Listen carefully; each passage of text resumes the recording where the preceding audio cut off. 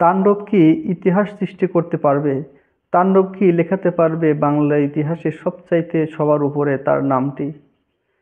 হতেও পারে, কারণ তাণ্ডব এখন যে পর্যায়ে একটা ট্রেন্ডিং সৃষ্টি করে দিয়েছে, সেটা হয় এখন সময়ের ব্যাপার মাত্র। এখানে মেকার্স ভালো, এখানে অভিনয় করছে তারা ভালো।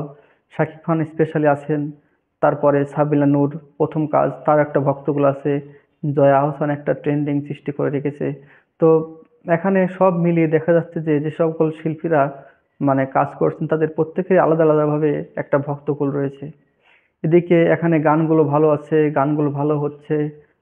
বিভিন্ন ফাইটিং দৃশ্য যেটা বাইরে থেকে এনে করানো হচ্ছে, বিজিএমটা অসাধারণ ছিল, আমরা ইতিমধ্যে দেখেছি। একটা ছবি হিট হওয়ার পথে, একটা ছবি ইন্ডাস্ট্রি হিট হওয়ার জন্য, ভালো আয় করার জন্য, 100 কোটি ক্লাবে ঢোকার জন্য যতগুলো যা যা কারণ দরকার সবগুলি আছে এই তাণ্ডবের মধ্যে। তাণ্ডব শুধু এখন মুক্তি পেলেই আমরা দেখবো যে এটা আসলে কিভাবে কতদূর পর্যন্ত ব্যবসা করতে পারে। তবে সব জায়গা থেকে ভালো রিভিউ আসছে। সবচাইতে বড় বিষয় হলো এখানে যিনি কাজ করছেন সেটা হলো রায়হান রাফি। অর্থাৎ তার কাজের ক্ষেত্রে তিনি এতটা মনোযোগী আমরা দেখেছি, তার সুরঙ্গতে দেখেছি। এরকম কিছু তারপর তুফানেও দেখেছি, হ্যাঁ তুফানেও দেখেছি।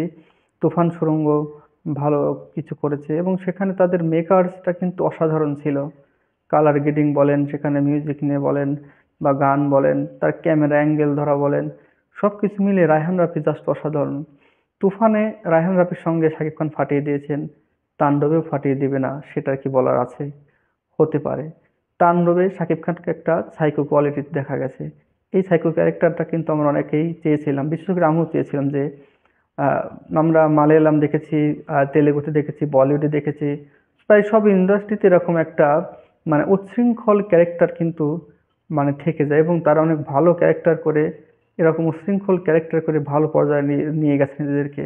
যার অনেক, যেমন হলো সূর্যের কথা বলি, রোলেক্সের যে এটা, তারপরে আমরা হলো রজনীকান্তের যে মেয়ের জামাই আছে, তার কথা বলতে পারি।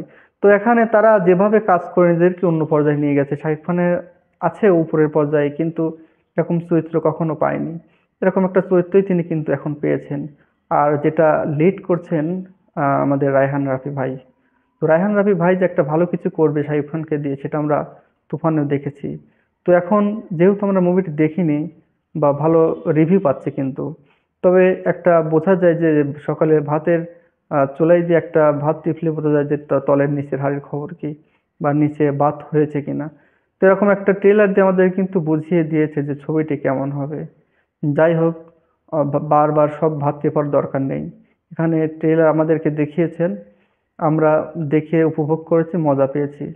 এখন ইতিহাস সৃষ্টি করতে পারবে কিনা, একটা ভালো পর্যায়ে যেতে পারবে কিনা, তার ছবিগুলোকে ছাড়িয়ে দিতে পারবে কিনা, এটা এখন তার কাছে সবচাইতে বড় চ্যালেঞ্জ।